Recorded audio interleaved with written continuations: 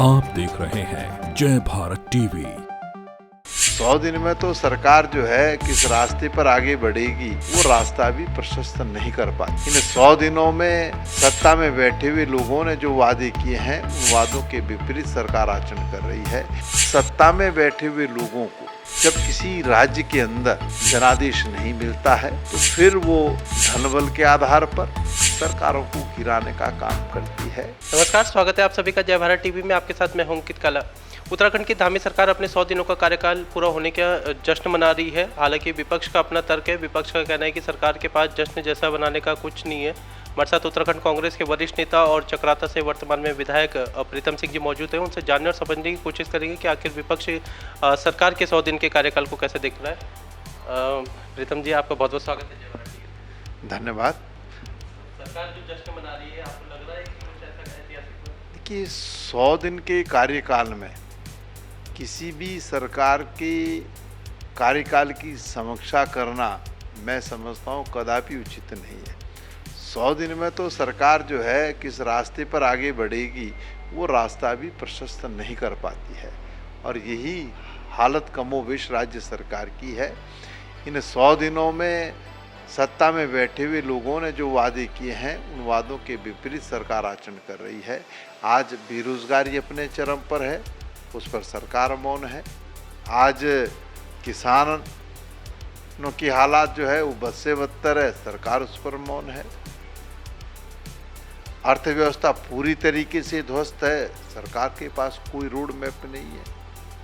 आज अगर चिंता है तो इस बात को लेकर के है कि जीएसटी से इस छोटे से राज्य को 5,000 करोड़ राजस्व की क्षति हो रही है और केंद्र की सरकार ने कहा है कि जून 2022 के बाद केंद्र सरकार जीएसटी से होने वाली क्षतिपूर्ति की जो योजना है उसको आगे नहीं बढ़ाएगी।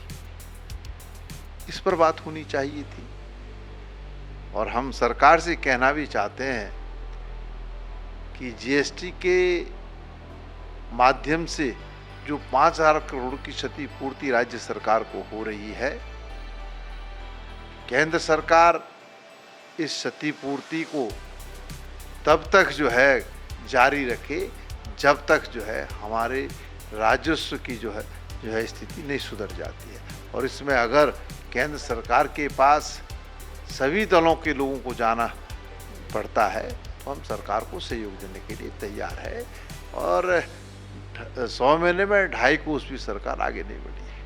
सरकार दावा करती है डबल इंजन के हिसाब से विकास हो रहा है, डबल इंजन के हिसाब से ही केंद्र और राज्य सरकार राज्य को बढ़ा रही है। तो आपको लग रहा है कि धरातल पर कुछ देखने को मिल रहा है, कुछ जिस हिसाब से बातें हो रही? 100 दिन में तो कुछ देखने को नहीं मिला है, लेकिन मैं समझता हूँ कि प्रदेश के मुख्यमंत्री को इस बात की चिंता होनी चाहिए थी कि 5,000 करोड़ रुपया जो राजस्व की क्षति होने जा रही है उसकी क्षतिपूर्ति कैसे होगी।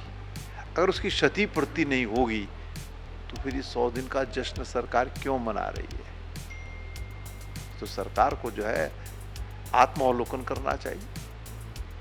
महाराष्ट्र में आपने किस तरीके से देखा जो प्रकरण हुआ है, आप कैसे देखते हैं इन सब चीज़ों? देखिए, सत्ता में बैठे हुए लोगों को जब किसी राज्य के अंदर जनादेश नहीं मिलता है तो फिर वो धनबल के आधार पर ईडी, सीबीआई और इनकम टैक्स के माध्यम से सरकारों को गिराने का काम करती है।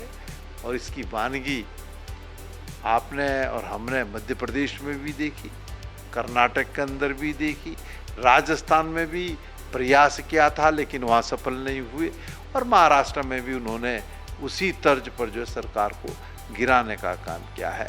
तो सत्ता में बैठे हुए लोगों को लोकतंत्र पर विश्वास नहीं है। हरीश रावत जी तो कह रहे हैं आपकी पार्टी के कि वो 100 करोड़ रुपए में बीजेपी ने खरीदा है इन विधायकों को, आपको लगता है ऐसा है?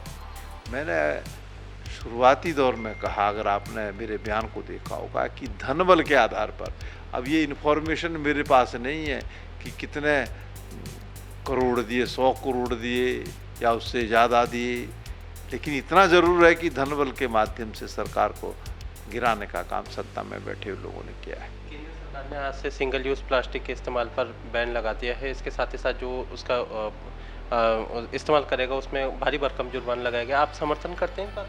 नहीं, निश्चित रूप से जिस तरीके से सिंगल यूज़ प्लास्टिक को बैन किया है हम उसका स्वागत करते हैं और इसकी वजह से जो है पूरे देश का जो है पर्यावरण जो है वो दूषित हो रहा था।